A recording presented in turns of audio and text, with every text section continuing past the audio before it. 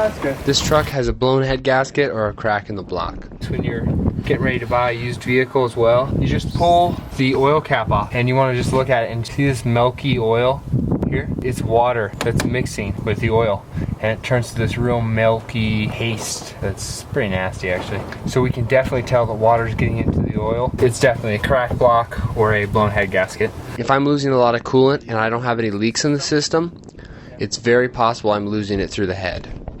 Was really overheating. My mom took it out and it actually died on her, overheated and died on her. So she had it towed to a local mechanic. The mechanic did a combustion leak test using block check and determined that it was a bad head gasket or a crack in the head, crack in the block. Also, a while back I did a compression test on it and it was not up to par. In my opinion, the leak down test is the most accurate way to determine what's wrong when you're losing compression or you have water getting into your oil. I'm not going to do it on this one because of the oil cap. Alright, so the head is located, if you're not sure. This is the head bolt here, so between this portion of metal and the top of the valve cover, that is the head. So that's what we actually have to pull off. So everything from the top down to there comes apart. When I take stuff off, I start at this corner here and I just take them off in that way when I put everything back together I can start here and work my way. It's a nice tackle box. Start out by disconnecting the battery.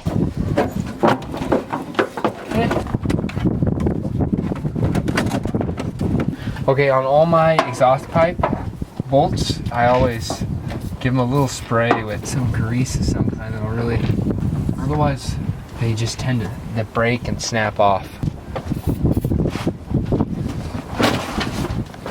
Pull those spark plug wires with masking tape and a marker. That way I don't get any of the spark plug wires mixed up.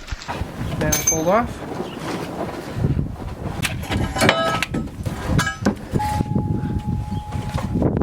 Okay.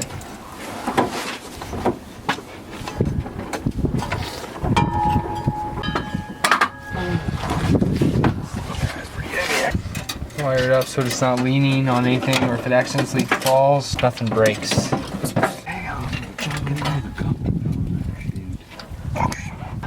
Bryson, come over here and grab this from me.